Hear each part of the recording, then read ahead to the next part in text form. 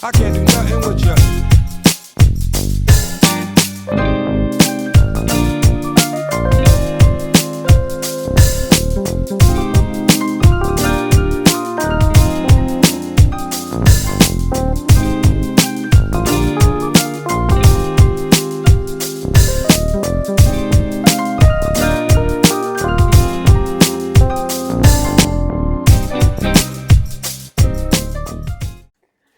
Bonsoir à toutes et à tous, bienvenue dans cette édition spéciale de Voix Med. L'Afrique de l'Ouest traverse une période de bouleversement sans précédent entre instabilité politique, mutation sociale et crise sécuritaire. Le Mali est au cœur de cette tension régionale.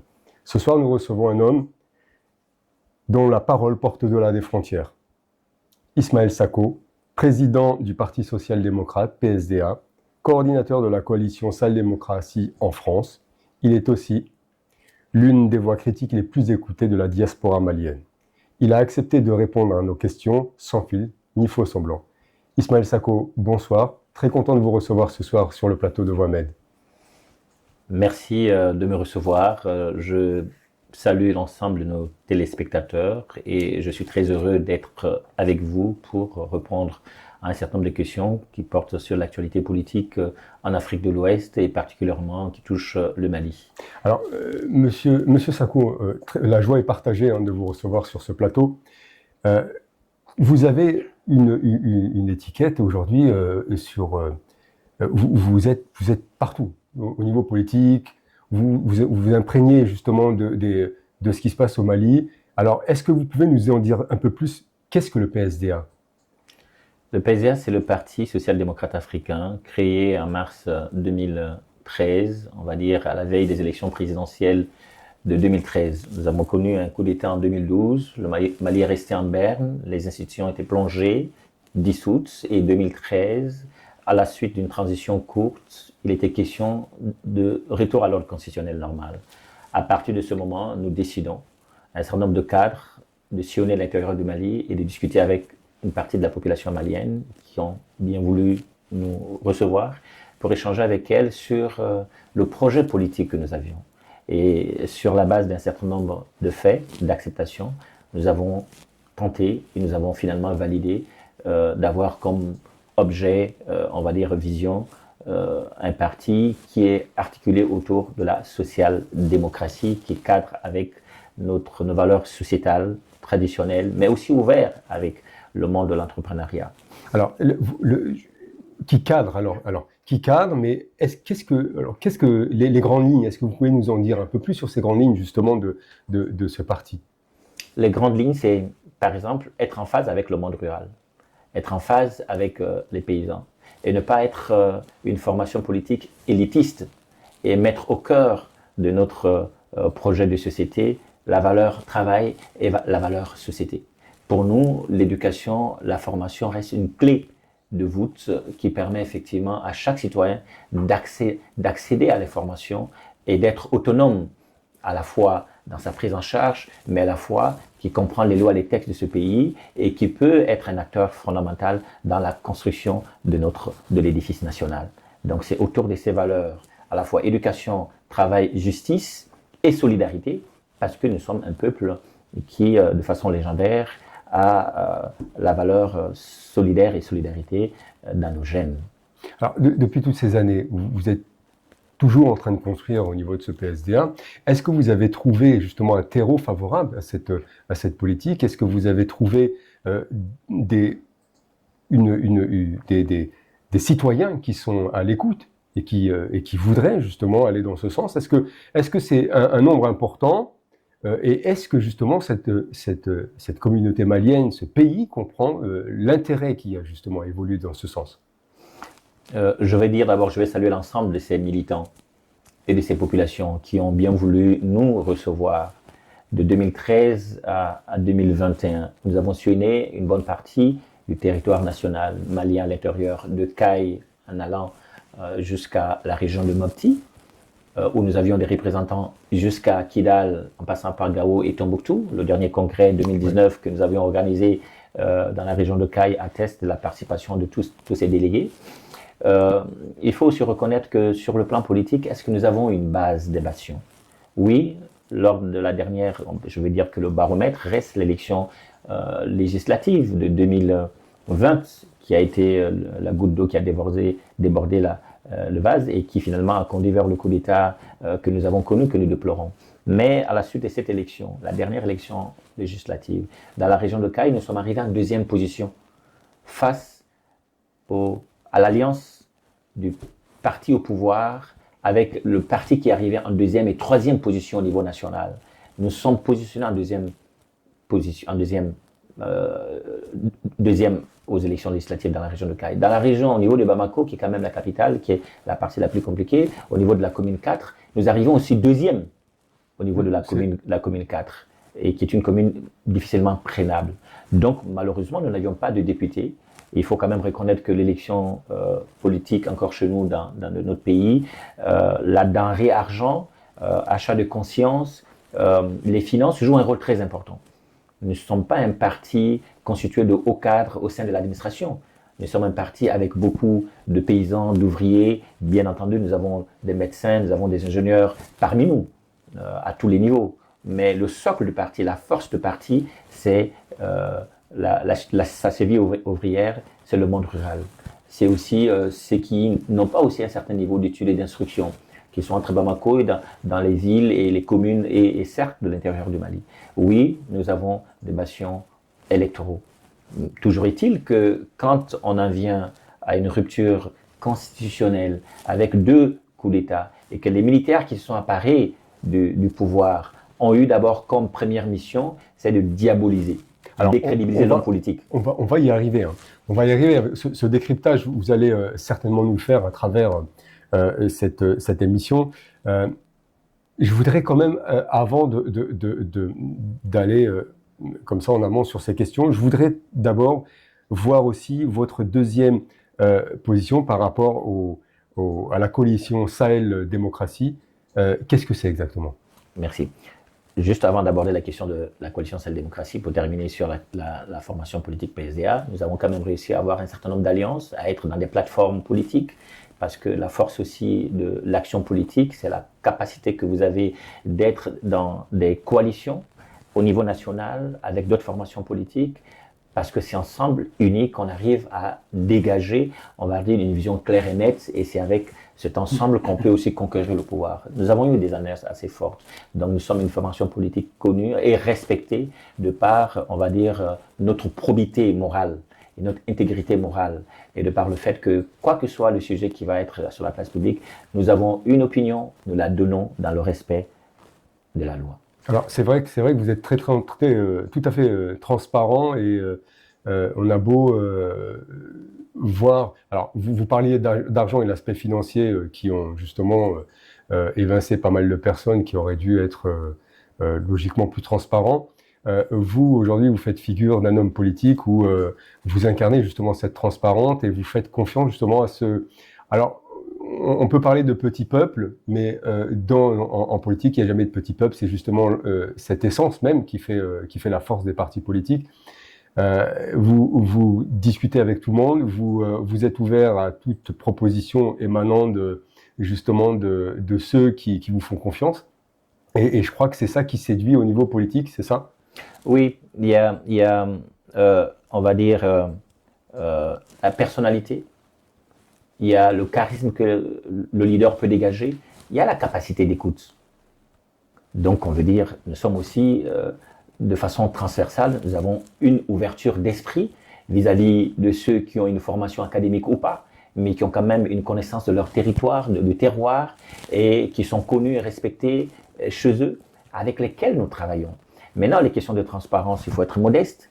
On n'est pas le plus transparent, on est toujours au centre. il y a beaucoup plus transparent que nous, il y a beaucoup plus de personnes qui ont aussi le sens de la probité mieux qu'Anis Matsako. Je vais par exemple citer mon très cher aîné Zoumana Sako et d'autres au niveau national. Donc nous sommes au centre, mais toujours est-il que l'action politique doit se faire aussi avec des hommes qui ont le sens à la fois de la nation, de l'État, de l'action publique, et qui, de par leurs actes de probité, doivent conduire l'action publique. Donc je m'inscris dans cette dynamique avec d'autres, avec lesquels nous partageons cette vision. Maintenant, pour revenir à votre question sur la coalition Sahel-Démocratie que nous avons lancée en mai 2024, parce qu'effectivement, le Mali, le Burkina et le Niger sont en proie d'un coup d'État, des 3 pays frontaliers qui sont complètement isolés, je vais dire pas d'accès à la mer, donc enclavés, et qui ont des difficultés sur le plan économique, la pauvreté, se retrouvent à mettre fin à des régimes démocratiques, à créer les conditions d'un recul économique au niveau du pays. Étant exilé politique et me retrouvant ici en France avec d'autres leaders du Burkina et du Niger, nous avons estimé qu'il était bon, non pas que chacun agisse de façon seule, cavaler seul, mais il faut aller avec l'ensemble des 3 pays. C'est pourquoi nous avons échangé, nous avons estimé qu'il était opportun, pertinent, et donc objectif de lancer la dynamique autour de la coalition Sahel-Démocratie. Et depuis, cette formation d'ordre social, donc une association qui regroupe des leaders, des journalistes et des citoyens, des Français d'origine de ces 3 pays-là, et aussi des immigrés de ces 3 pays qui se retrouvent dedans. Nous échangeons. Nous avons opté sur 3 aspects, 3 piliers.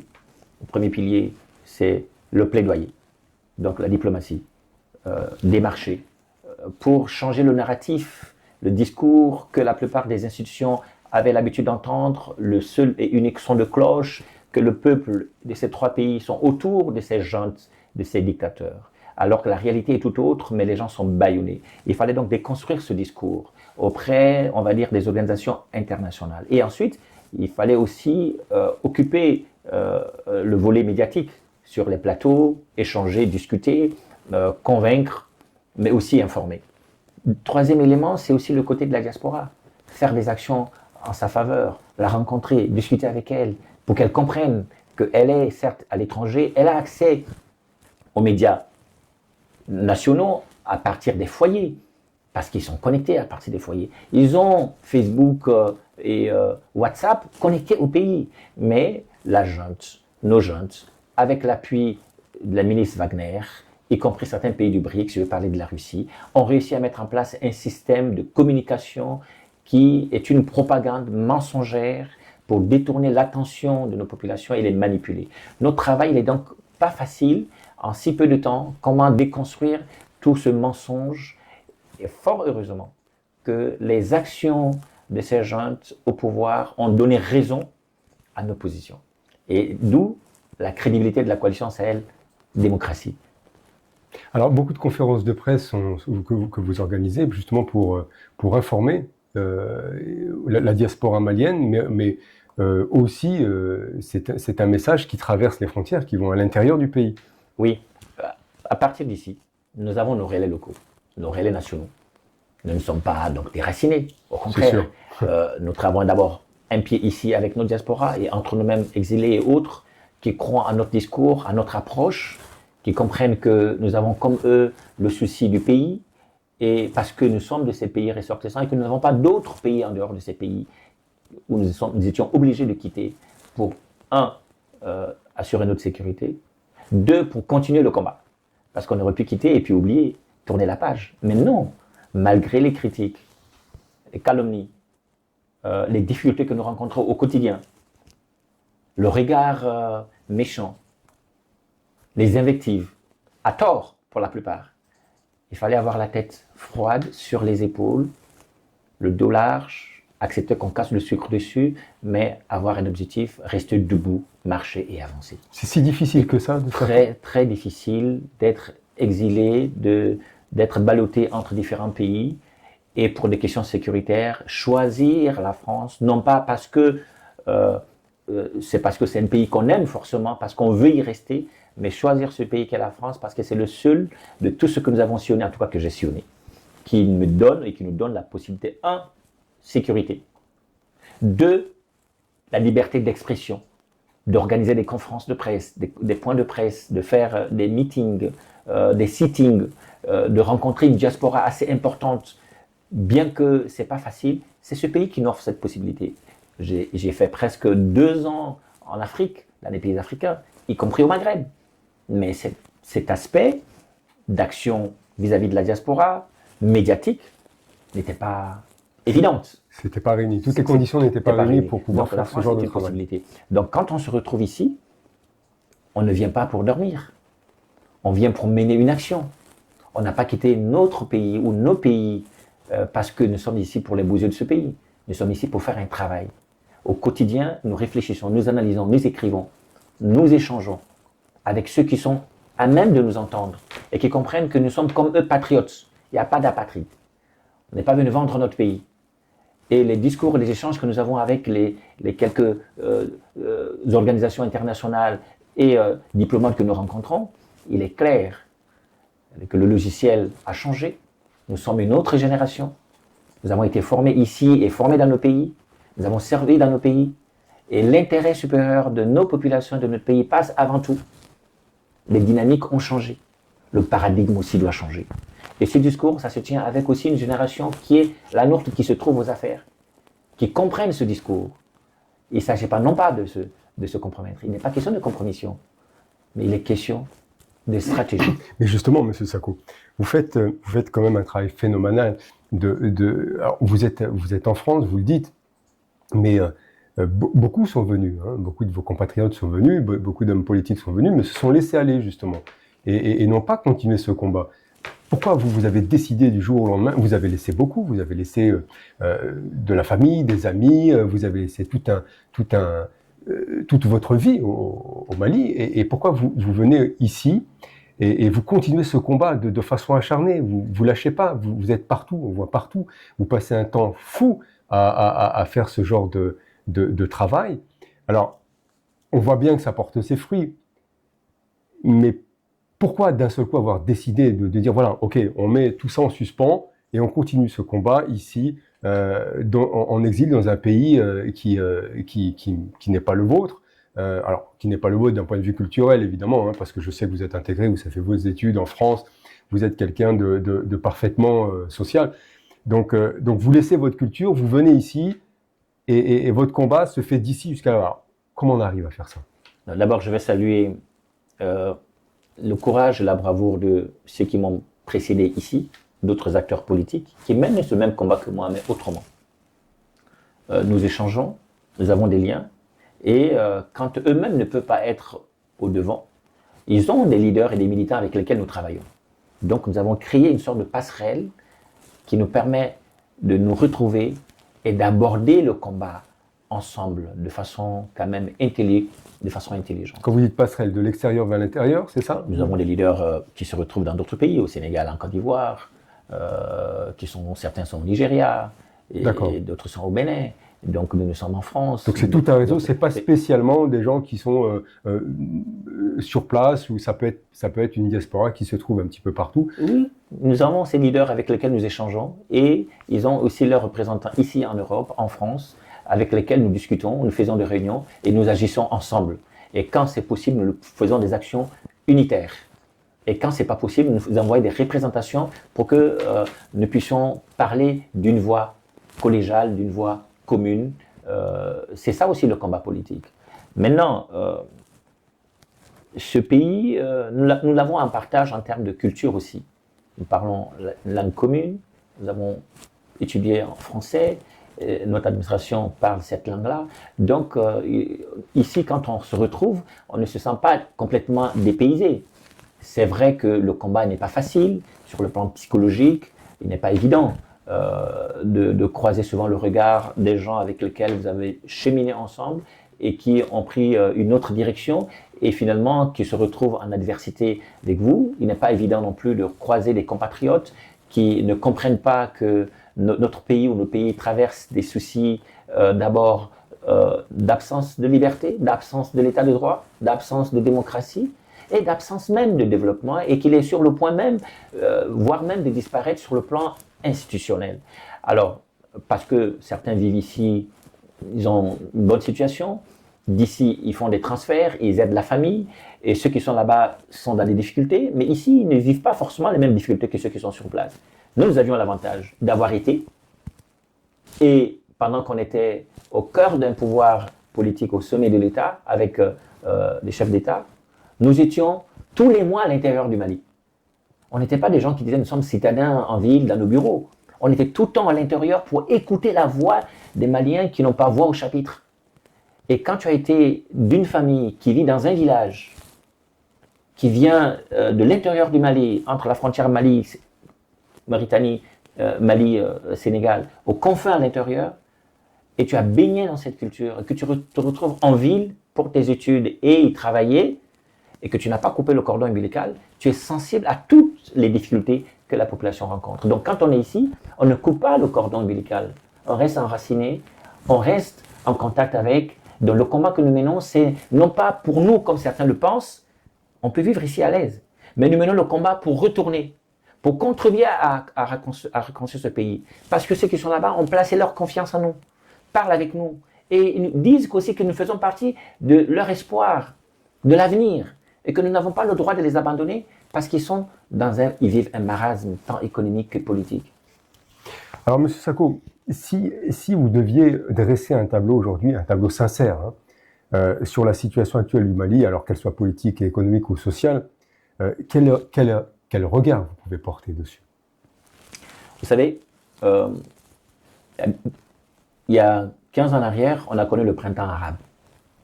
Aujourd'hui, en Afrique de l'Ouest, nous connaissons le printemps des putsch, qui finalement, il y a eu un effet de contagion jusqu'en Afrique centrale.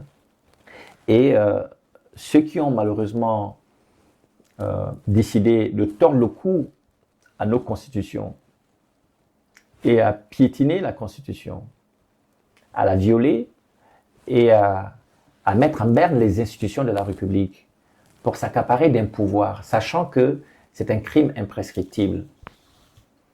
Sachant que le militaire, le soldat, prête serment devant l'homme politique et que sa place est sur le théâtre des opérations et dans les casernes. Et que la fonction politique est bien déterminée par la Constitution et dirigée par un homme qui a eu la confiance du peuple. Une fois qu'il y a eu entrave en tout cela, il y a sur le plan politique, en tout cas la gestion qui est faite, que la junte malienne, les putschistes maliens, je vais parler du tortionnaire Assimi Goïta, que je qualifie de despote. Sur le plan politique, nous avons eu la suspension des partis politiques. Et nous avons même certains partis politiques qui étaient en phase de dissolution. Le mien, le PSDA, est aujourd'hui encore en justice avec l'État, contre l'État, qui a décidé de dissoudre le parti PSDA en mars 2023. Première dissolution, première instance, nous avons fait appel le 14 juin 2023. Le 14 juin 2023, le parti PSDA est toujours en justice. Parce que le président Ismaël Sako a décidé de prendre la parole sur la chaîne RFI, de Radio RFI, a décidé de mettre à mal la dictature des Assimites, donc Assimi Goïta et ses acolytes. Alors, est-ce que sur le plan politique, le pays va bien? Non, il y a entorse, il y a violation des libertés politiques, des libertés d'opinion, des libertés d'expression, et nous avons des leaders politiques qui sont emprisonnés pour leur opinion, parce qu'ils ont décidé de dire non à la pensée unique. Nous avons aussi des leaders d'opinion, de la société civile, qui ont estimé que la direction que la junte a prise, sa gouvernance est chaotique, elle ne sert pas, elle dessert. Ils n'ont pris aucun engagement que cette junte a été amenée à respecter. Elle est passée de violation en violation, voire en suppression. Et finalement, sur le plan politique, il y a eu plusieurs enlèvements qui sont assimilés à des actes de terroristes, parce que c'est un terroriste qui enlève des gens, Tout à fait. qui le fait disparaître et qui le fait subir des sévices. et qui le détruit psychologiquement. Et quand c'est des chefs de famille, y compris des femmes et des hommes, je vais citer Tata Rose, qui est une femme leader, qui a eu juste le malheur de dire attention, le pays, après l'embargo, pendant l'embargo et après l'embargo, le coût de la vie est cher au Mali. On n'a pas accès aux denrées de première nécessité. Ce n'est pas accessible au regard du coût, pendant que vous vous enrichissez et que le train de vie de l'État augmente pendant que la population vit dans la pauvreté. Faites un geste à la population. Voilà ce que la dame a dit. Elle s'est retrouvée en prison aujourd'hui plus de 2 ans. Mise en prison. Et d'autres leaders enlevés, séquestrés. Ça, c'est des comportements de voyous. Ce n'est pas des comportements de leaders. Ça, c'est des comportements des terroristes. Ce n'est pas des comportements de militaires. Le militaire a prêté serment pour protéger sa population, pour protéger son pays et son territoire. Alors, le plan politique, nous sommes aujourd'hui à la révision de la charte des partis politiques en 2025. 2025, nous sommes en train d'aller vers la suppression des partis politiques par Assimi Goïta et ses hommes. 2025, Assimi Goïta n'a pas la légitimité d'être président de la transition du Mali. Pourquoi? Parce qu'il a signé un texte lui-même, un décret, qui dit que la transition malienne prend fin le 26 mars 2024. Le 26 mars 2024, il n'a pris aucun acte juridique, politique, pour présenter une nouvelle transition au Mali. Donc ça fait aujourd'hui plus d'1 an, nous sommes dans un vide juridique, vide constitutionnel, abus de pouvoir. C'est pourquoi je n'ai jamais voulu appeler Assimi Goïta président, parce qu'il n'est pas mon président. Il n'est pas le président des Maliens. C'est un dictateur qui a des armes, qui bâillonne son peuple, qui brime. Ça, sur le plan politique. Nous sommes dans un recul démocratique total où les voix sont éteintes. Sur le plan social, c'est une junte qui prend le pouvoir, qui dit « Je suis venu pour rassembler les Maliens, pour unifier les Maliens. » Les Maliens du Nord, du Centre et du Sud étaient déjà ensemble. Il y avait toujours quelques frictions. Un accord d'Alger avait permis de mettre fin aux atrocités entre les groupes armés et l'armée régulière nationale. Et les frères des groupes armés, qui sont maliens comme nous, avaient déposé les armes. On était dans une phase de démobilisation, de réinsertion, réintégration. Et Assimi Goïta avait pris l'engagement de respecter ces accords nationaux et internationaux. Et finalement, il a divisé le Mali, où il met fin à l'accord d'Alger, parce qu'il ne veut pas organiser les élections, parce qu'il veut montrer au Mali et aux Maliens que Kidal, qui est cette ville mythique, est occupée par des groupes armés. Elle n'était pas occupée, Kidal, cette ville. Ces groupes armés, ces Maliens du Nord, qui étaient membres du CSP, ont toujours été là-bas, ont toujours été maliens, et en 2023, ils n'ont jamais revendiqué la scission du Mali. Il n'y avait aucune volonté de partition de notre pays quand Assimi Goïta avait un dessein de prendre Kidal de force et tuer des gens grâce à la prouesse des mercenaires Wagner qui ont massacré, éventré, tué des femmes et des hommes, violé nos femmes. Et ça, c'est des crimes imprescriptibles. C'est des crimes de guerre, des crimes contre l'humanité. Et Assimi Goïta doit répondre de cela. Donc, au pouvoir, au lieu de rassembler, on est parti à la division. C'est sous Assimi Goïta qu'on a 2 types de Maliens, apatrides et patriotes. Et ce sont des mots de propagande qui sont utilisés en plein meeting, en nous traitant, nous, d'apatrides, parce que nous ne sommes pas d'accord avec leur gouvernance. Le Mali est donc divisé culturellement, divisé sur le plan de l'unité nationale qui s'est effritée. Le sursaut national se passera par les voix de l'opposition et non pas par la voix de la junte, qui est de plus en plus décriée, et sur le plan social, un grand désamour. Une impopularité grandissante se présente et pèse sur Assimi Goïta et sa clique. Sur le plan économique, nous avons l'or malien. Quand la junte assimite prend le pouvoir, elle prend l'engagement de nationaliser l'or, l'exploitation, les entreprises. Des richesses. Et que l'or brillera désormais pour le Mali. De même que pour le Burkina Faso et pour le Niger, qu'on appelle le Sahel central. Mais l'or malien, qui rapporte dans les 400 milliards à 500 milliards de francs CFA, autour de 65 à 70 tonnes par an, entre parenthèses, avec 20 à 30 tonnes qu'on récupère au niveau artisanal, qui échappe au contrôle de l'État, on se rend compte que l'or est vendu à Dubaï, ailleurs. Un jet privé est loué et mis à disposition par une mafia, une oligarchie mafieuse assimite qui va vendre l'or, qui échappe aux caisses de l'État. Le trésor public ne verra pas les couleurs de l'or malien.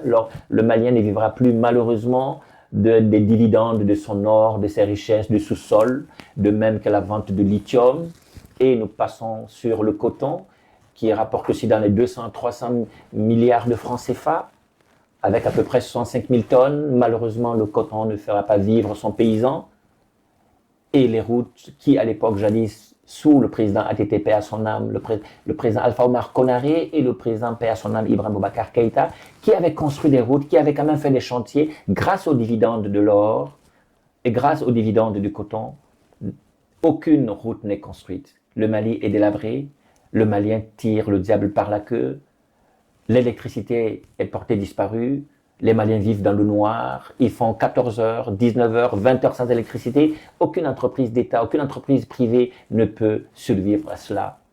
Et finalement, ce sont les petites et moyennes entreprises, c'est les bricoleurs, les soudeurs, les menuisiers qui ont du mal à gagner, à vivre de leur labeur. C'est aussi le tailleur qui ne vit plus de cela. C'est cette femme qui se lève tôt le matin, qui met de l'eau dans un sachet, qui le met au réfrigérateur pour avoir de la glace et qui vend cela en plein février, mars, avril. C'est une denrée, ça fait de l'argent.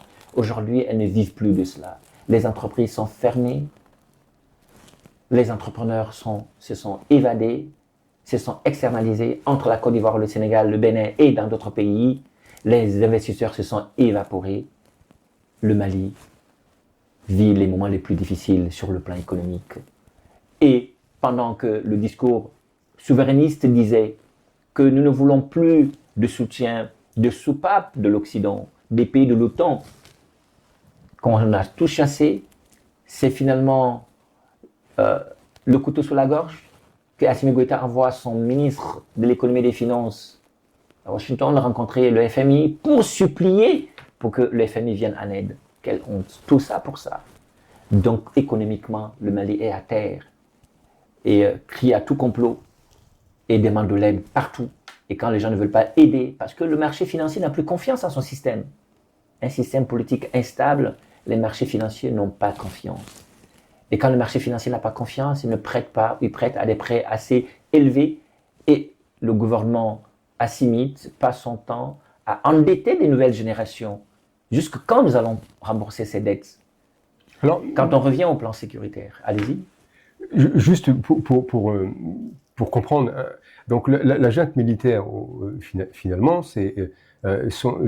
dépossède le pays de toutes ses richesses, mais quel est réellement leur objectif? Parce que, bon, à part le fait de voler toutes ces richesses, comme vous le dites, il y a un objectif quand même. Est-ce qu'on n'est pas simplement dans une impasse politique? Il y a quelque chose derrière tout ça. Oui, on est dans une impasse. On est dans un saut à l'inconnu. Arrivé au pouvoir pour 18 mois, c'est cette junte qui propose notre rallonge de 2 ans avec l'appui de la CEDEAO. Après qu'il y ait une sanction sévère. Et ensuite, arrivé les 2 ans, la junte demande un léger report pour des aspects techniques de données,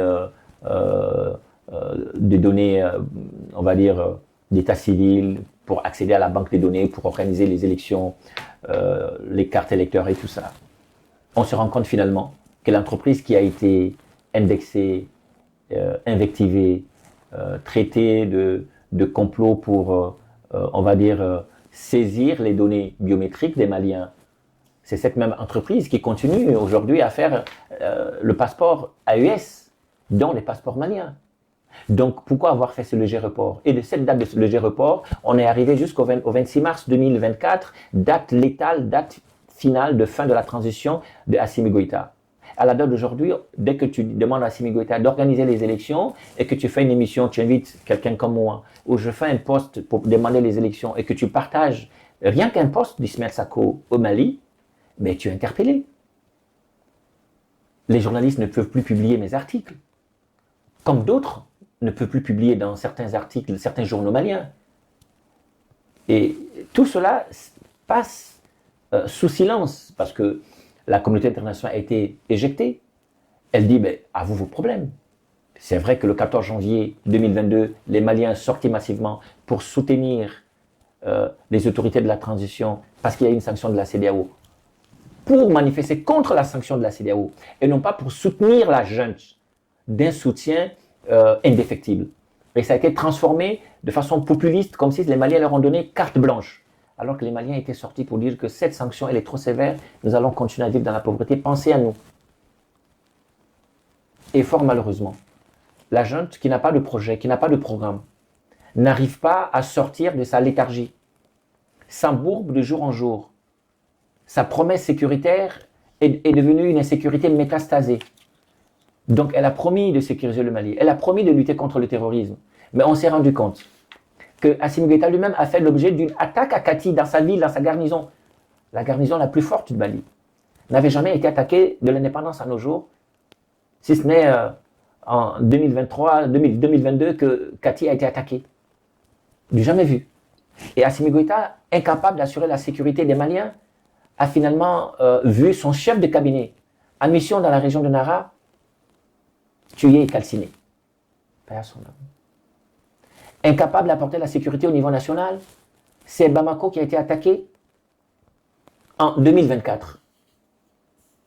Juillet 2024, Bamako est attaqué, le Génime prend possession de l'aéroport de Bamako pendant presque 4 à 5 heures de temps, et le Génime attaque et tue des élèves gendarmes au sein de l'école de la gendarmerie, avec à peu près 60 élèves tués, calcinés. C'est ahurissant, c'est choquant, c'est du jamais vu dans l'histoire de notre pays. Donc on comprend qu'Assimi Goïta a échoué son projet sécuritaire. Et de plus en plus, le centre, il est incapable de se rendre au centre. Il y a à peu près 400 villages qui ont signé un protectorat avec le Génime pour sa survie.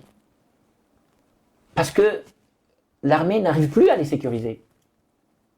Nous avons 1000 villages qui se déplacent de zone en zone. Des enfants qui sont déboussolés. Des femmes dans ces déplacements qui sont violées, tuées et massacrées. La région de Caille, qui est ma région, qui n'avait jamais connu de terrorisme de l'indépendance à aujourd'hui, c'est cette région qui est agressée, qui est attaquée, pas plus tard que la nuit dernière, la nuit du 12 au 13, donc samedi hier, nuit à ce dimanche. C'est une localité de la région de Caille, vers Kéniéba, Kokofata, où on a vu le camp des eaux forêts attaqué et incendié. C'est le Guidimara, chez moi, qui est à la frontière Mali-Sénégal, Mali-Mauritanie, où il n'y a plus de camp militaire. Alors, M. Sako, est-ce que ces terroristes, ce sont des terroristes anarchiques ou est-ce que derrière ça, il y a un objectif bien précis pour répondre justement ce malheur sur l'intérieur du territoire? Oui, vous avez par exemple des terroristes qui ont la volonté d'installer la charia au Mali. Pourquoi ils ont pignon sur rue? Pourquoi ils arrivent à recruter? Ils arrivent à recruter parce qu'Assimi Goïta a promis du travail, de l'emploi. Il est incapable d'assurer les services sociaux de base à la population à l'intérieur. Donc les gens n'ont pas accès à l'emploi à l'intérieur. Les gens ne mangent pas à leur faim. Les gens sont incapables de cultiver leurs champs, de labourer, du fait du terrorisme. Vous avez une justice à double vitesse, à géométrie variable, qui est à la solde du prince. Une justice caporalisée qui est pour le plus offrant. Et vous avez la majorité de cette population rurale qui ont souvent des soucis de parcelles, de terres, par héritage ou par ceux qui ont les moyens qui veulent s'en accaparer. Et vous avez des Chinois qui viennent déposséder des populations pour extraire de l'or. Et la justice de Assimi Goïta tranche en la faveur de ces entreprises multinationales ou aux plus offrants. Et finalement, quand les terroristes viennent, fort malheureusement, ils tranchent en la faveur de la vérité. Et ils arrivent à donner à manger aux gens. Ils arrivent à un moment donné à assurer le minimum pour ces populations, là où ils ont pignon sur rue. Et finalement, ils recrutent. Les gens pensent qu'ils sont bien. Mais non, on ne peut pas accepter cela. Le terrorisme est grave. On ne peut pas les laisser prendre du terrain. Assimi Goïta a échoué sur ce plan. C'est pourquoi ces terroristes, qui sont maliens majoritairement, qu'il y ait des drones qu'Assimi Goïta achète à des milliards, 30 milliards de nos francs CFA pour acheter un drone turc à Kissi, au lieu de lutter contre des ennemis extérieurs ou des terroristes étrangers, ces drones sont utilisés pour bombarder, larguer des bombes sur des populations maliennes, des jeunes et des femmes, souvent désœuvrés. Finalement, nous estimons, ça c'est mon analyse personnelle, sur le plan sécuritaire, c'est Assimi qui a propagé le terrorisme. Il est considéré comme le chef des terroristes maliens, parce qu'un terroriste, c'est quelqu'un qui terrorise sa population. C'est quelqu'un qui est capable de donner à manger à sa population, qui l'empêche de vivre de son travail, ou de s'exprimer, de donner son avis. C'est quelqu'un qui enlève et qui traumatise la population. Et c'est le travail qu'Assimi Goïta fait. Au lieu d'accuser d'autres pays frontaliers d'importer le terrorisme malien, mais c'est Assimi Goïta même qui fabrique les terroristes maliens, parce que ça l'arrange. Plus il y a un chaos au Mali, plus Assimi Goïta ne fait pas les élections, donc il reste au pouvoir, il arrive à faire sa propagande mensongère pour dire aux Maliens, on ne peut pas organiser les élections parce que nous sommes envahis par des ennemis intérieurs qui sont des terroristes, il faut d'abord nettoyer et aller vers les élections. Mais la Syrie fait ses élections. Enfin, en Afghanistan, on fait les élections. Au Mali, en 2013, on a fait des élections. Ce n'est pas l'élection qui est un problème. Ce n'est pas la démocratie qui est un problème. Le souci, c'est qu'il y a eu souvent des mauvais démocrates qui n'ont pas fait respecter la démocratie. Il y a eu des mauvais démocrates qui n'ont pas respecté le choix des Maliens, qui ont opté pour un candidat. Donc, on va dire le résultat des urnes n'ont pas été respectés. Et une junte, une transition a pour mission d'assainir cela et de mettre un cadre, un cap clair, de partir, continuer son travail, sa mission régalienne et de laisser les hommes politiques sur la base du choix populaire qui viennent au pouvoir et qui mettent en place un programme. Et c'est tout cela qu'Assimi Goïta a étouffé.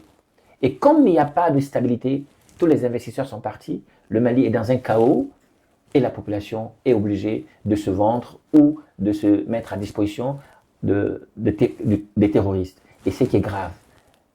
Mais encore une fois de plus, le tableau sombre et noir que je dépeins n'est pas la finalité. Il y a toujours un espoir. Et nous avons espoir que nous allons sortir ce pays de ce marasme. Et nous y travaillons. Alors, Monsieur Sako, le Burkina Faso, le Niger ont pris le même chemin aujourd'hui. Ils sont dans la même trajectoire. C'est exactement la même chose. Qu'est-ce que vous en pensez? D'abord, le coup d'État au Niger est différent du coup d'État malien. Au Niger, c'est une sorte de chaise musicale, de changement de chaise musicale. C'est une question de pouvoir du même parti PNDS qui s'est fait un coup d'État à l'interne. Et je regrette que le président Bazoum, qui est un démocrate ancré, qui est le symbole de la démocratie vivante en Afrique et de par le monde, arrive à tenir, à résister entre les mains de ces geôliers qui l'ont pris en otage, qui l'ont séquestré, ce qui est un crime grave. Ils doivent répondre. Je parle de Tiani et son équipe. Donc je salue la ténacité de Bazoum. Alors, si le Niger a pris cette voie, c'est une voie sans issue. C'est une voie qui appauvrit les Nigériens. Et le Niger, initialement, ne devait pas ressembler au Mali. Mais puisqu'ils ont tous fait des coups d'État, ils ont compris que la CEDEAO a des textes. Il fallait revenir au protocole additionnel, donc respect, le retour à l'ordre constitutionnel. Ils n'étaient pas prêts. Bazoum n'a toujours pas signé sa démission. Donc il fallait rester dans une sorte de conglomérat d'associations de malfaiteurs, de petits voyous, de militaires qui ont échoué sur le front et qui ont préféré finalement prendre les armes. C'est le cas du Burkina Faso, où le jeune Ibrahim fait un double coup d'État pour s'imposer, massacrer et tuer. Et lui, il est encore pire. Il est vraiment un sanguinaire. Il est un sans pitié, c'est un hors-la-loi. Donc tous ces trois-là doivent répondre un jour de leur forfait, de leur haute trahison devant la Cour pénale internationale. Ça, c'est au meilleur des cas. Sinon, au pire des cas, ils doivent être traduits en justice dans leur pays, répondre de leurs actes dans leur pays, devant la population qui doit les juger pour tous ces crimes abominables. Alors, Monsieur Sako, vous semblez quand même très inquiet pour la politique aujourd'hui qui est menée au Mali. Et je voudrais rebondir sur ce que vous venez de dire actuellement. Vous dites que c'est pas le tableau noir que vous avez dépeint n'est pas aussi noir que ça. Finalement, il y a une solution. On n'est pas dans une impasse politique. Comment vous la voyez aujourd'hui? Non, on est dans l'impasse politique, ça c'est une réalité. Mais je dis encore une fois de plus que l'espoir est permis. C'est-à-dire qu'il y a un Même tunnel. dans un trou, Voilà. même dans un trou, Mandela, Nelson Mandela, paix à son âme, qui est pour nous un idole, qui fait qu'on se reconnaît dans le combat que nous menons. Tout à fait. Parce qu'il a connu pire que nous. Il a quand même fait 27 ans. Il n'a pas perdu espoir. Pourquoi nous devons perdre espoir? Il a repris l'Afrique du Sud, très complexe, et il a reconstruit l'Afrique du Sud arc-en-ciel. Et le Mali est un pays arc-en-ciel. C'est un pays riche de sa diversité culturelle, ethnique, un vrai brassage entre le nord, le centre et le sud, l'est, l'ouest. C'est des ethnies, des populations qui ont un soubassement commun, mais avec des différences. Et c'est ça la force du Mali. Aujourd'hui, nous parlons avec nos frères des groupes armés. Parce qu'ils sont maliens, je ne suis pas plus malien qu'eux. Et ceux qui sont Mali, qui sont avec la junte, qui nous taclent, ne sont pas plus maliens que nous. Mais c'est avec eux, ceux qui nous combattent aujourd'hui.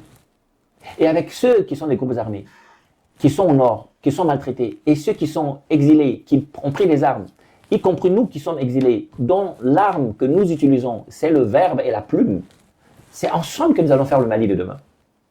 Lorsque Assimi Goïta, s'il a la chance d'organiser les élections, tant mieux. Mais je le vois sur une pente glissante, il ne peut pas faire les élections parce qu'il n'est plus aimé. Il ne peut pas faire les élections parce qu'il est impopulaire.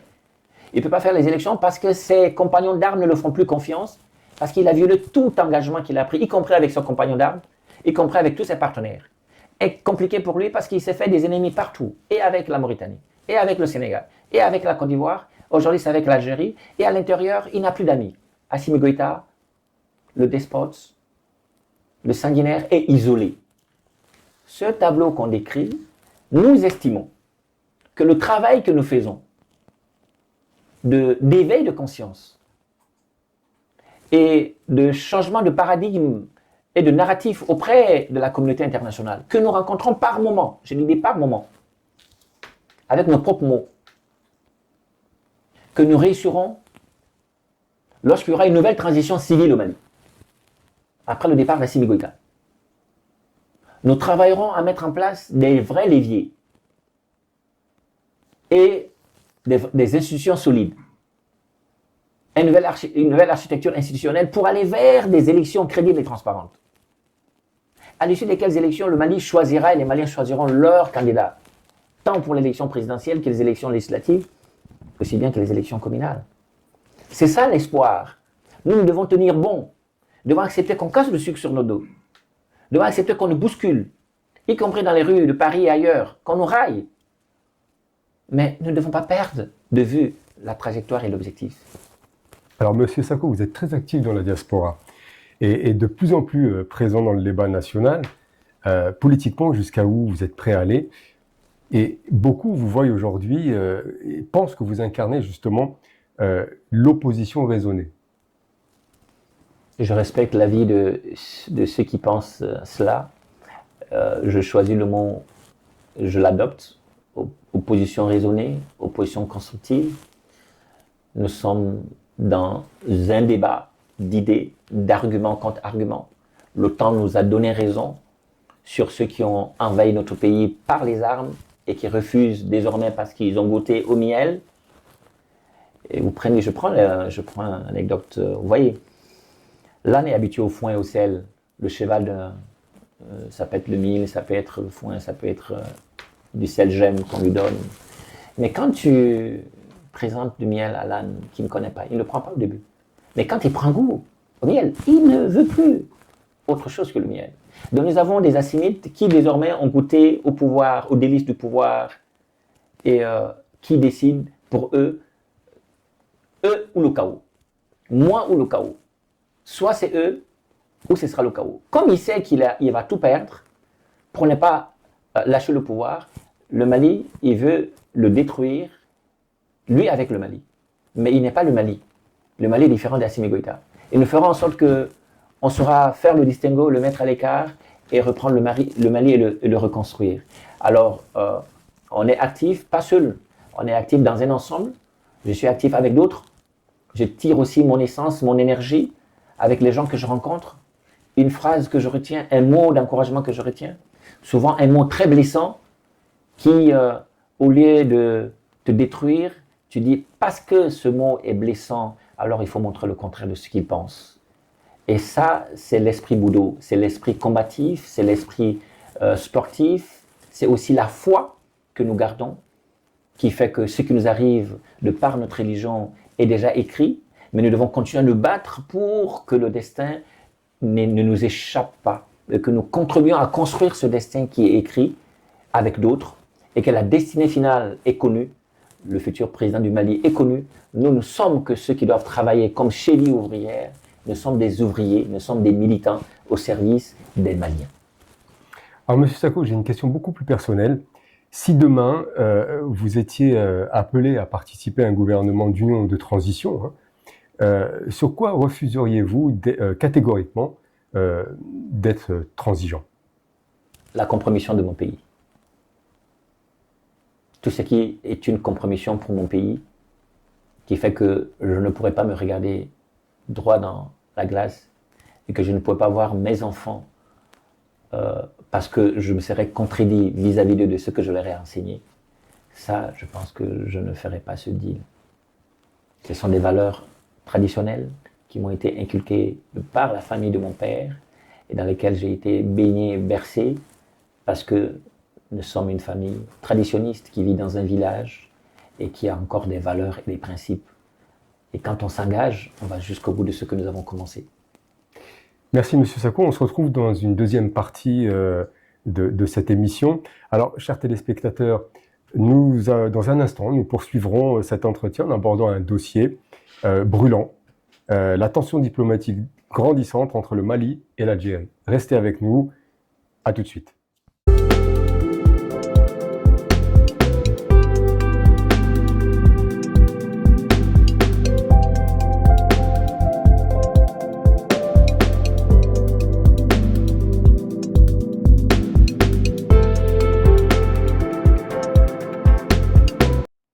Nous abordons maintenant un sujet brûlant avec Ismaël Sako, la crise diplomatique entre le Mali et l'Algérie.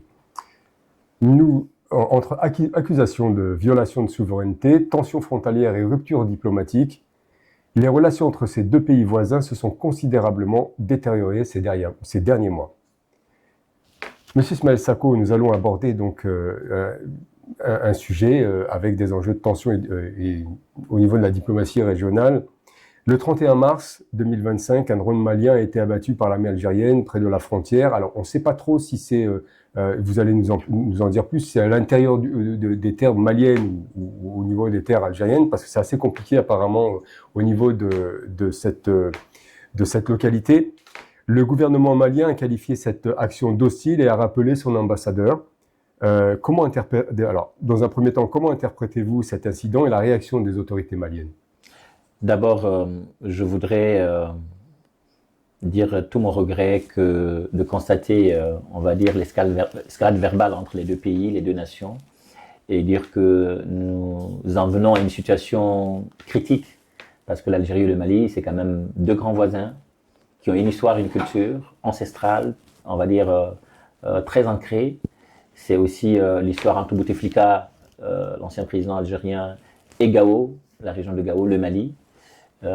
C'est aussi le commerce qui a toujours existé entre Algérie, Tombouctou, Ménaka, Taoudéni et la ville de Gao. Il y a toujours eu cette fraternité. Il y a toujours eu cette fraternité, cette ambiance, cette cordialité, cette familiarité et fraternité qui a existé entre l'Algérie et le Mali. Et qu'on retrouve aussi dans les pays européens ou extérieurs.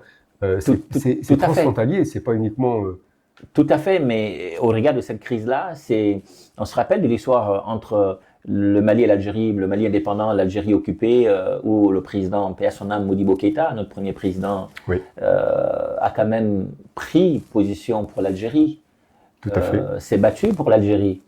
On se rappelle aussi que quand le Mali a connu sa crise, l'Algérie n'a pas manqué de nous accompagner par les vivres, de nous accompagner en termes de formation militaire, en termes d'équipement militaire mis à disposition du Mali. Encore aujourd'hui, nous avons un certain nombre d'élèves, d'étudiants maliens qui vont se former à Alger. Je pense que c'est quand même autour de 500 bourse qu'on donne tous les ans aux étudiants maliens pour aller se former en Algérie. C'est aussi des militaires maliens qui sont formés sur le territoire algérien. C'est aussi cette ère fraternelle qui a accueilli le Mali à chaque fois qu'il y avait une crise avec nos frères du Nord. Donc on se souvient aussi que l'Algérie n'a pas fait de cadeau aux groupes armés. Sous Modibo Keïta, à l'époque, quand la rébellion s'était déclarée, le président algérien avait même autorisé à l'époque le gouvernement malien, l'armée malienne, à poursuivre les belligérants sur le territoire algérien. Donc cette crise d'aujourd'hui ne nous fasse pas oublier ce qui s'est passé hier. C'est ce qui construit notre présent et notre avenir. Mais on se rappelle aussi que lors de l'accord d'Alger en 2015, l'Algérie a aussi tordu la main aux groupes armés pour accepter un accord que les groupes armés ne voulaient pas, et a aussi tordu la main au gouvernement malien pour trouver le juste équilibre, pour qu'on se parle et qu'on ne soit pas en chien de faïence et qu'on aille dans la même direction et qu'on reconstruise l'unité nationale. Et de cet accord d'Alger, avec des failles intérieures que les groupes armés n'en voulaient pas, que nous n'en voulions pas, et c'est pourquoi en 2019, lors du dialogue national inclusif qui a été proposé sous Ibrahim Boubacar Keïta, le président que j'ai servi avec honneur et dignité en tant que conseiller politique au cabinet d'Ibeka, ce dialogue national inclusif avait demandé de réviser l'accord. Récemment, lors des assises de la refondation proposée par Assimi Goïta et son gouvernement, les Maliens qui ont participé ont aussi demandé la révision de l'accord d'Alger, parce qu'il y a des points d'ombre qui n'arrangeaient pas les deux parties. Donc toujours est-il que cet accord a quand même permis de sauver les meubles, a permis de faire en sorte que l'armée nationale et les groupes armés ne s'affrontent pas, a fait en sorte qu'il y ait une volonté d'intégration, de réinsertion au niveau national et au sein de l'armée et au sein de l'administration publique du côté des groupes armés. Et que grâce à cet accord, nos armées, notre armée se retrouvait, y compris à Kidal, à Gao, à Tombouctou, par le biais du MOC. Oui. Il y avait un dispositif de la MINUSMA. Tout à fait. Donc nos armées existaient. Il n'y avait pas une absence de l'armée malienne. On avait un bataillon à Kidal jusqu'en 2023. Donc on ne dise pas aux Maliens que l'accord d'Alger il fallait la jeter à la poubelle. Non, l'accord d'Alger a ses failles, qu'il fallait identifier, qu'il fallait revoir, amender, améliorer. Ibeka y était favorable, paix à son âme. Les Assimi Goïta y étaient favorables. Je ne sais pas pourquoi ils ont voulu déchirer l'accord d'Alger et aller à un affrontement. Donc la crise algérienne est une crise qui couvre et qui n'arrange pas le peuple malien et qui n'arrange pas le peuple algérien. Parce que nous sommes des peuples frères. Ça, c'est ce que je peux dire sur cette crise-là. Et ce n'est pas de mon goût. J'aurais voulu que le dialogue, la diplomatie prime et que l'ego soit mis de côté et qu'il y ait, par exemple, une entité neutre qui qui ouvre une enquête indépendante et qui situe les responsabilités de qui a tort, qui a raison, et qu'on trouve les mécanismes régionaux et internationaux pour réparer ces failles et qu'on reparte du bon pied. C'est ce que j'aurais souhaité. Alors, certains estiment que justement cette crise, elle est instrumentalisée pour détourner l'attention de problèmes internes au Mali. Qu'est-ce que vous en pensez ? Je vais dire que lorsque la tension a monté entre l'Algérie et le Mali, et que les deux nations se sont retrouvées aux Nations Unies courant 2024, l'actuel Premier ministre, qui assurait la fonction de Premier ministre par intérim, porte-parole du gouvernement, ministre de l'administration territoriale, a dit ceci: pour chaque balle tirée, le Mali de Assimi Goïta allait répondre par réciprocité. Oui. Cette réciprocité, nous n'en voulions pas à l'époque. Ça ne nous arrangeait pas. On ne s'attendait pas quand on arrive à ce niveau de discrétion, de tension. Oui. Et on se souvient que Tenzawaten 1, où l'armée malienne, avec les supplétifs russes, Wagner, ont décidé de surprendre une partie des membres du CSP à Tenzawaten pour les neutraliser, voire les tuer. Et ça a été l'inverse. Toute la colonne a été décimée. Ça a été la première débâcle que Wagner n'avait jamais connue au monde, en termes de nombre d'officiers, de hauts gradés et de militaires tués au combat. Parce qu'il n'y avait pas d'échappatoire. C'était dans un grand désert. Ceux qui ont voulu fuir ont été engloutis par le sable, par la soif. Et ça a été la première grande honte qui a montré au monde entier qu'Assimi Goïta était un faiblard et qu'il n'était pas un bon stratège. Et que ces galons de colonels et de généraux, comment est-ce qu'ils les méritaient? Parce que là, il aurait dû avoir les renseignements que ces gens étaient préparés, prêts au combat et qu'ils pourraient gagner. Il a perdu. Il a tenté Tenzawatène 2, il a rebroussé chemin. Alors maintenant, il fallait aller dans la provocation pour dire que l'Algérie était en train de soutenir les groupes armés. Pendant que ce combat de Tenzawatène, l'Algérie avait fermé son territoire et avait alerté de ne pas le violer. Et oui, tous les indices montrent que le drone malien a violé l'espace aérien algérien. Je ne suis pas algérien, je suis avant tout malien. Et mes parents y vivent, ma famille y vit. Je compte y rentrer. Je ne prends pas parti pour l'Algérie, ça ne m'arrange en rien. Mais je ne suis pas un propagandiste. Il faut voir les choses en face et être objectif. Ce n'est pas parce que je suis malien qu'il y a cette crise que je dois applaudir pour dire que nous sommes dans une guerre avec un pays tierce. Mais qui a créé, provoqué la guerre? Qui a prôné la réciprocité et le conflit? C'est Assimi Goïta. Qui a violé les territoires? C'est Assimi Goïta. Oui, le drone a été abattu, selon les informations maliennes, sur le territoire malien. Qu'il ce soit sur le territoire malien ou sur le territoire algérien que le drone a été abattu, c'est un drone qui a été abattu. Effectivement, ça fait l'objet de tensions, de crises. Mais qui a provoqué? C'est Assimi Goïta. Donc, Assimi Goïta aujourd'hui, s'il était un homme d'honneur, de parole, et devait engager la réciprocité, mais il sait qu'en engageant la réciprocité, selon la loi du talion, il perdrait le combat. Pas qu'il perdrait, il perdra le combat, il perdra la guerre. Et il pourrait chuter. Et qu'est-ce qu'il fait? Il fait de la propagande. Et alors, il préfère crier au complot et appeler les Maliens à le soutenir pour dire qu'ils ont été agressés. On t'a agressé sur un territoire, mais va sur le même territoire. Mais pourquoi tu veux mêler les Maliens à cette guerre? Pendant que tu les as taxés d'une taxe dont tu ne voulais pas. Tu as pioché l'argent, ta main dans leur poche pour prendre ce qui est leur dû, pendant que tu détournes l'argent de l'or, les richesses de l'or, pendant que tu t'enrichis et ils s'appauvissent, pendant que ton budget national de la présidence qui passe de 12 milliards à 17 milliards de francs CFA pour un président qui ne voyage pas, un président qui ne rend pas visite aux Maliens à l'intérieur du Mali, un président qui est bunkérisé entre Kati et Bamako. Je veux dire entre Kati et Koulouba, même pas Bamako. Entre Kati et Koulouba, c'est à peu près 12-15 km. Il ne descend même pas à Bamako, exceptionnellement. Et quelquefois, c'est un hélicoptère. Il n'est pas capable même d'aller prier à la grande mosquée de peur. Alors, comment cet individu, ce soi-disant général bombardé, général d'armée 5 étoiles, peut mener un combat, une guerre contre l'Algérie, stratège, deuxième puissance africaine, pendant qu'il a perdu une bataille à Tenzawatène et qu'il a été incapable de récupérer Tenzawatène, et que ces drones qu'il utilise, au lieu de tuer les vrais terroristes, il va tuer des Maliens avec ce drone. Alors, donc, ceci dit, il a été décrit haut et fort que justement ces drones étaient lancés à la quête contre le terrorisme. Vrai ou pas vrai, ça c'est une version... Je n'y crois pas, parce que partons des faits.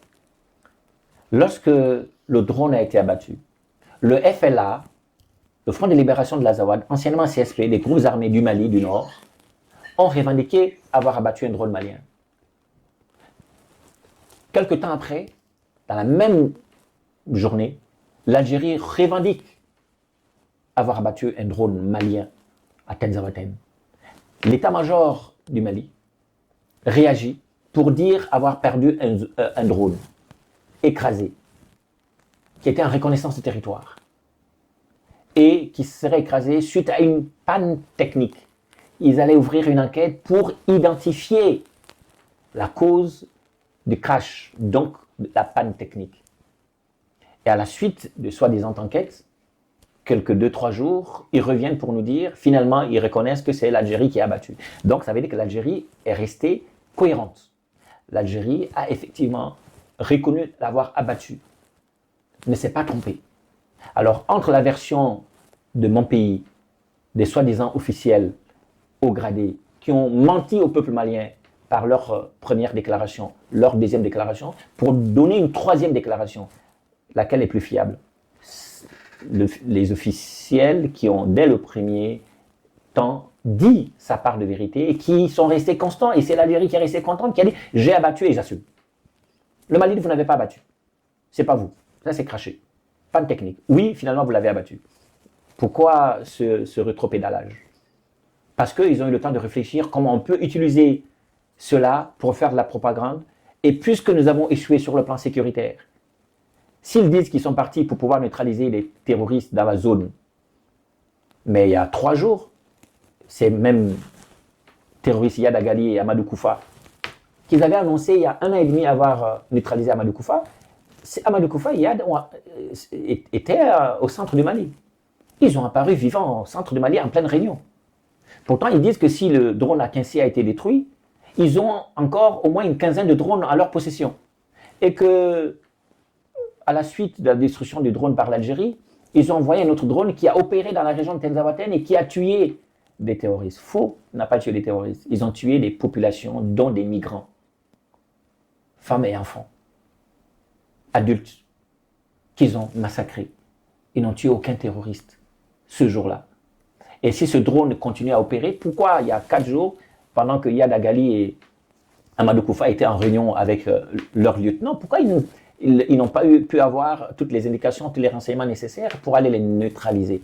Vous comprenez qu'on est dans une gouvernance propagandiste, mensongère. Il faut détourner les Maliens des vrais problèmes des Maliens, qui est la pauvreté, qui est l'absence d'électricité, qui est aujourd'hui l'absence d'éducation, de système éducatif, des écoles fermées, des centres de santé fermés, des grèves qui s'annoncent par-ci par-là. Il faut donc chercher une sorte d'unité ou d'union nationale. Il faut surfer sur, on va dire, la fibre patriotique ou nationaliste.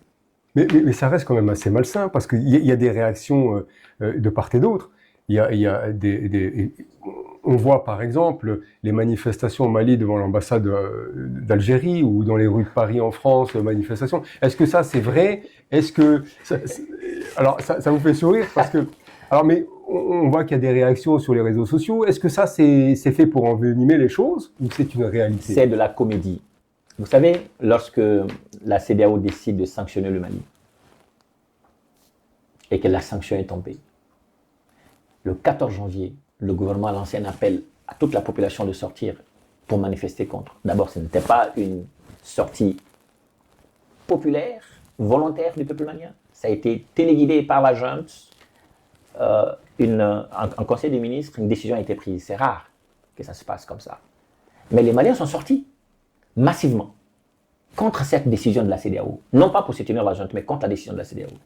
Et le boulevard de l'Indépendance était plein. Lorsqu'ils prennent Kidal, le boulevard de l'Indépendance a fait pchit, il n'y a pas de mobilisation.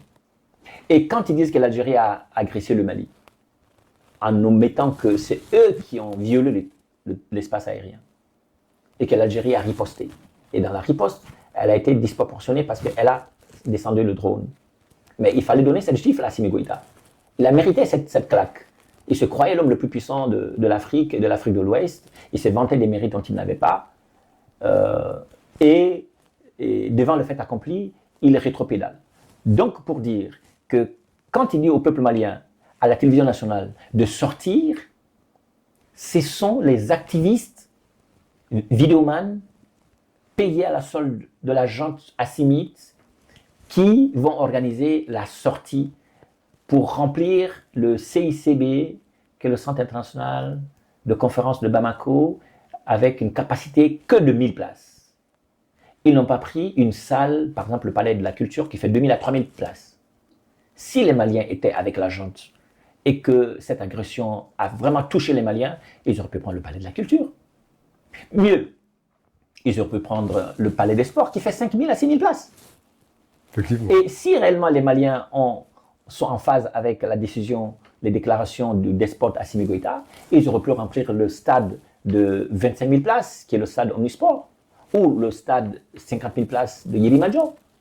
Pourquoi c'est qu'un espace de 1000 places qui a été pris, avec de l'argent distribué pour remplir les bus, pour transporter les gens, et les gens n'ont pas déferlé vers le CICB de façon naturelle? Paris, c'est 20 euros, 30 euros, 50 euros qui ont été distribués. L'argent est passé par les mallettes. le système traditionnel africain de transfert d'argent, et non pas par Orange Money, et non pas par RIA ou Western, pour tomber dans les poches de ceux qui ont organisé, pour prendre la plupart un certain nombre de sans-papiers, ou ceux qui sont fâchés contre la France, parce qu'ils ont été, à un moment ou à un autre, mis à mal par une décision quelconque. Alors, ceux-là, avec 20% quand même des gens qui ont décidé de sortir, et que je salue leur courage, parce que c'est là aussi la démocratie, c'est là aussi manifester son désaccord ou son soutien à une cause. Ces 20%-là, je salue leur engagement. Mais les 80% sont sortis parce que c'est de l'argent qui a été distribué. Donc, dans tous les cas de figure, il n'y a pas eu de sortie, de manifestation spontanée, ni à Kaï, ni à Badiangara, ni à Koulikoro. Même Kati a fait un flop de mobilisation. La ville garnison où Assimi Goïta est le plus sécurisé. Et sécurisé par qui? Sécurisé par les troupes turques, et sécurisé par Wagner, et sécurisé par l'armée malienne. Cette ville a demander aux femmes et aux enfants, souvent pour la plupart des enfants de militaires et certains même des militaires, des jeunes en formation, de se tenir en tenue civile et de sortir dans la ville. Même là, ils n'ont pas réussi la mobilisation. Des femmes de militaires vont être mises à contribution, je salue ces mamans, pour soutenir leurs maris, leurs hommes, et ce qui est normal.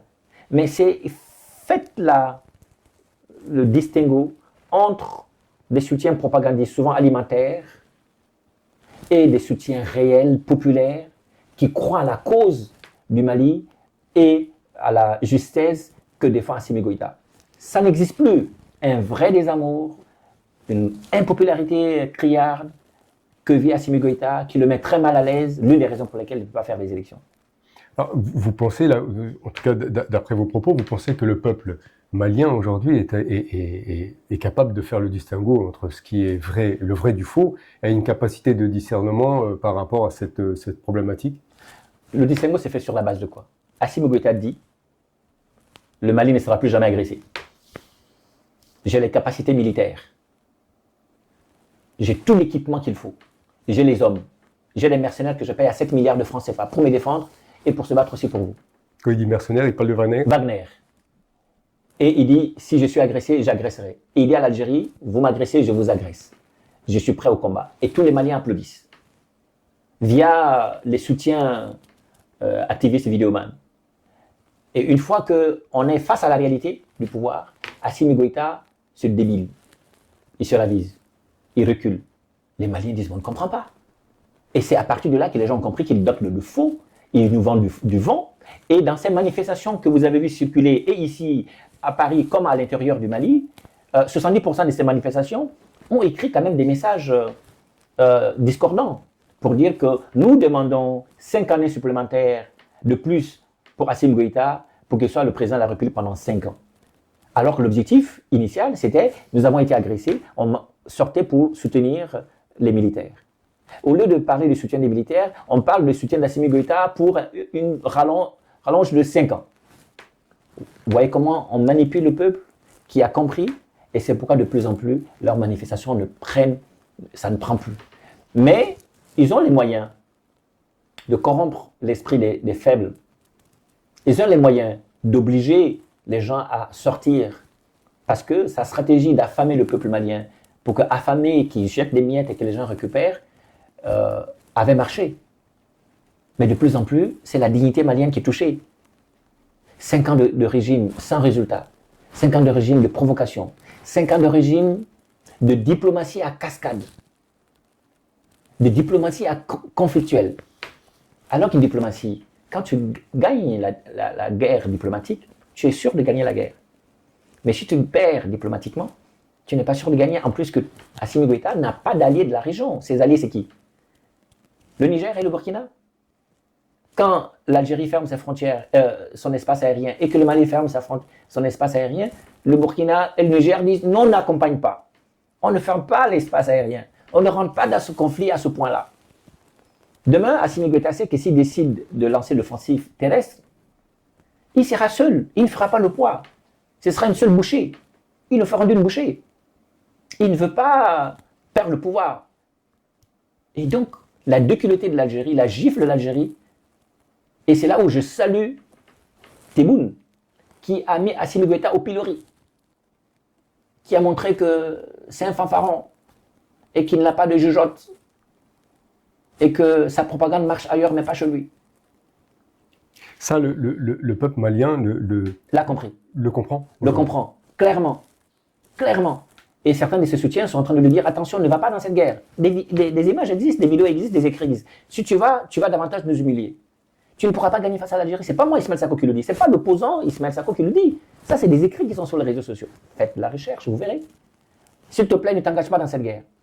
Tu ne fais pas le point face à l'Algérie.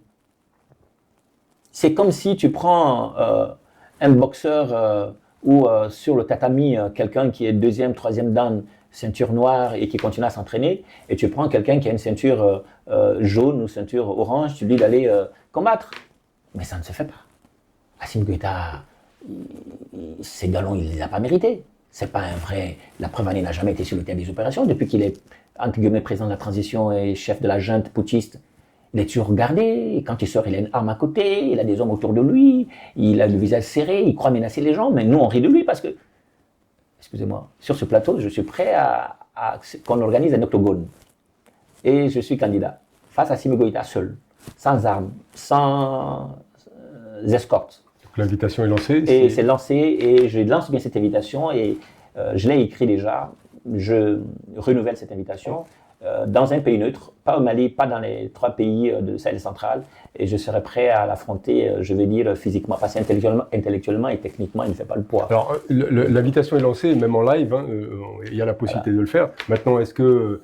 il peut répondre. Voilà, est-ce que il y aura cette réponse ou pas? L'avenir nous dira. En tout cas, nous, on est là pour justement avoir cette matière politique et ces réponses, hein, ce discours politique en toute simplicité. Maintenant, quand je dis ça, c'est pas lui qui va me répondre. Ce sont les badauds, on va dire, qui sont sur Internet, des loupards activistes payés à la solde, qui vont répondre. Et moi, je n'ai pas affaire à eux, donc je ne leur réponds pas. C'est la démocratie, ils sont libres de tacler, et c'est de bonne guerre. Peut-être qu'on aura une réponse directe. Mais sa réponse à lui, je répondrai. Alors, justement, M. Sako, par rapport, est-ce qu'une médiation internationale pourrait justement permettre un réchauffement entre l'Algérie et la France par rapport à cette crise diplomatique existante? Entre l'Algérie et le Mali, pardon. Sur cette crise diplomatique. Oui. C'est ce que j'appelle de tous mes voeux cette réponse, cette médiation et comment régionale. D'abord, je pense que un pays comme le Sénégal peut jouer un rôle au niveau de la région, et un pays comme l'Afrique du Sud peut jouer un rôle important dans la zone. Et je pense que c'est jouable. De quelle manière vous voyez justement Ils sont dans les ensembles régionaux, au niveau de l'Afrique centrale et au niveau de l'Afrique de l'Ouest, mais ils peuvent être les têtes de proue pour démarcher via les canaux diplomatiques, pour apaiser la tension. Mais nous avons aussi, sur le plan international, la Russie, qui est à la fois l'allié principal historique de l'Algérie, qui est la Russie de Poutine, qui a armé les juntes et la junte hassimite, le tortionnaire de Bamako, le dictateur malien, en armes. Et il y a aussi le Turc qui vend des drones pour tuer, pour faire massacrer les Maliens, mais pourvu que lui, il ait son argent. Alors tout ça, c'est assez paradoxal quand même. C'est paradoxal parce qu'on est dans un monde d'armement qui est géopolitique où l'argent est le plus important. Les pays tablent sur les intérêts des pays. Les pays n'ont pratiquement pas d'amis. Les amis d'aujourd'hui sont les adversaires de demain. Mais pourvu que j'ai un intérêt économique ou d'image ou de privilège quelque part, je peux être avec toi pour un temps. Donc vous avez remarqué que dans cette crise diplomatique, même la Chine, qui exploite, dont les entreprises exploitent l'or du Mali, n'ont même pas fait un simple communiqué pour condamner. Ils n'ont même pas appelé au calme.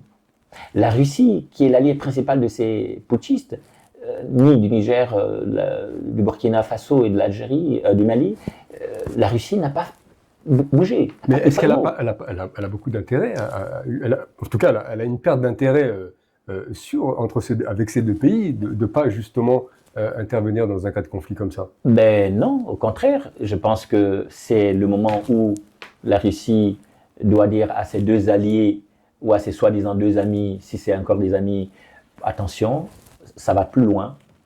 Je propose mes services, il envoie ses émissaires parler aux deux, parce que encore aujourd'hui, la France ne peut pas parler à Bamako. C'est compliqué. Très compliqué. Par contre, les diplomates russes peuvent parler aux diplomates maliens. Ils ont des liens, ils ont des canaux. Et en même temps, ils peuvent parler aussi aux diplomates algériens. Donc, il peut y avoir aussi une médiation à ce niveau-là. Mais pourquoi la Russie ne se mêle pas? Pourquoi elle ne dit pas un mot? Aujourd'hui, les deux pays ont porté plainte au niveau de, on va dire, pas très officiel, mais ils ont quand même fait un courrier aux Nations Unies, à l'ONU, pour se plaindre sous la présidence française. Et il se retrouve qu'au Conseil de sécurité, nous avons quand même la Russie et la Chine qui siègent. Mais et la Chine et la Russie n'ont pas placé un seul mot, pas un seul communiqué. Ça en dit long. Alors que ces deux pays-là peuvent être une source d'apaisement, de par les intérêts dans la région, dans l'espace. Alors ça étonne moins vis-à-vis de la Chine ou de la Turquie ou autre, mais la Russie, c'est quand même important. Leurs intérêts sont positionnés sur les deux pays. Est-ce que la Russie a plus à gagner avec l'Algérie qu'avec les trois pays du Sahel central, qui ont montré qu'ils sont incapables de sécuriser leur propre territoire, qui ont montré que malgré la milice Wagner, ils se font décimer, et c'est les terroristes qui ont pignon sur rue par rapport aux putschistes. Donc la Russie est déçue par la gestion sécuritaire, est déçue par le chaos dans lequel les trois militaires, et principalement le Mali, qui est quand même l'épicentre de ces putschistes-là, a quand même plongé son pays. Assimi Goïta a échoué. Alors est-ce que la Russie veut aujourd'hui s'afficher avec un faiblard, avec un manquerien? Mais toute la question est là. Mais je pense que les semaines à venir, le mois de mai, fin avril-mai, sera assez déterminant. Toujours est-il qu'en tant qu'acteur politique, malien, sahélien, l'appel que j'ai lancé, c'est effectivement que nos frères algériens pensent aux difficultés que nos populations de Tombouctou vivent. Parce qu'avec la fermeture de l'espace aérien, de l'espace terrestre, nos frères de Tombouctou, pas plus tard que hier, le carburant qui n'avait pas atteint à peu près 5-6 euros est aujourd'hui hier c'était à 15 euros le litre à Tombouctou. Les vivres ne rentrent plus, donc les populations vont être affamées.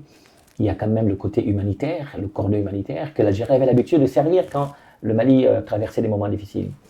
Que cette crise ne fasse pas perdre ce côté humanitaire, on va dire le côté humain. C'est quand même des hommes et des femmes. Et Assimi Goïta se fiche éperdument d'eux. Il ne pense qu'à son pouvoir, il ne pense qu'à rester au pouvoir et à faire du mal, à gérer par la guerre. Et tant qu'il y a des tensions, tant qu'il y a des problèmes, lui, il veut exister. Et cette situation-là, c'est à nous les Maliens aussi de nous donner la main pour créer les conditions pour qu'Assimi Goïta réponde de ce forfait, réponde de ses crimes, réponde de ses échecs, de son absence de résultats, et qu'il soit traduit devant la justice. Alors nous estimons qu'il y aura une pause et qu'on n'ira pas plus loin que ça, donc il n'y aura pas de guerre. C'est le message que vous souhaitiez passer aux citoyens maliens et algériens? Aux citoyens maliens, je leur dirais que les manifestations qui ont peut-être vocation à donner l'impression de soutenir Assimi Goïta ne sont pas assez sérieuses et ce n'est pas payant. Ça ne conforte ni Assimi Goïta, au contraire, ça montre sa faiblesse, ça montre sa lâcheté, ça montre qu'il a reculé, qu'il n'a pas su tenir parole. Donc, on ferait mieux de passer des messages d'apaisement. Et on ferait mieux de travailler à une chaîne de solidarité nationale vis-à-vis des populations qui sont tant à Kidal, à Tenzawatène, à Tombouctou, Gao et au niveau de Ménaka et d'autres localités du nord qui vivent difficilement à cause de la fermeture des frontières au niveau algérien, sachant que Bamako a du mal à envoyer des vivres dans ces localités-là du fait que le terrorisme ou les terroristes ont coupé la route et Assimi Goïta n'a pas la possibilité, la force et la force de feu d'y faire face. Donc, ces localités sont coupées de Bamako, sont très éloignées de Bamako et sont plus proches d'un ravitaillement algérien. Donc c'est la chaîne de solidarité qui doit quitter probablement du sud, de Bamako, vers le centre, et que le centre trouve les moyens pour l'acheminer vers le nord, pour que nos populations ne souffrent pas davantage. Et que le sursaut national, qui est important, n'est pas contre l'Algérie. Le sursaut national doit se faire contre Assimi Goïta, qui a été le provocateur, qui a acheté des drones pour tuer sa population, qui a fait venir des mercenaires Wagner pour massacrer sa population. Et s'il y a un terroriste, c'est bien lui. S'il y a un criminel, c'est bien lui. S'il y a un fauteur, s'il y a un responsable, c'est bien Assimi Goïta. Donc ne nous trompons pas de cible et sachons raison garder. Et travaillons ensemble pour apaiser la situation et travaillons à décrisper cette situation-là, y compris toutes les crises que nous vivons à l'intérieur. Et faisons en sorte que nous soyons respectés sur le plan déjà national, régional et international. Et ça passe effectivement par le retour à l'ordre constitutionnel normal. Un calendrier électoral, des joutes électorales et que le Malien choisisse. Et cela nécessite la liberté d'expression, le respect de l'état de droit. Sont des impératifs. Monsieur Sako, merci pour votre discours très éclairant. En tout cas, vous nous avez appris beaucoup sur le Mali en général, sur sa situation politique, sociale et économique. Et vous avez passé un message de paix et d'apaisement par rapport à cette crise qui est en train de naître, peut-être qui sera stérile par rapport à vos propos. Et on le souhaite, hein, puisque le Mali est un pays frère avant tout. Je vous remercie de votre disponibilité et je serai heureux de vous revoir à nouveau sur le plateau de WAMED. Et je vous souhaite une bonne continuation. Merci. Merci à vous, chers téléspectateurs. À très bientôt pour une nouvelle émission sur WAMED.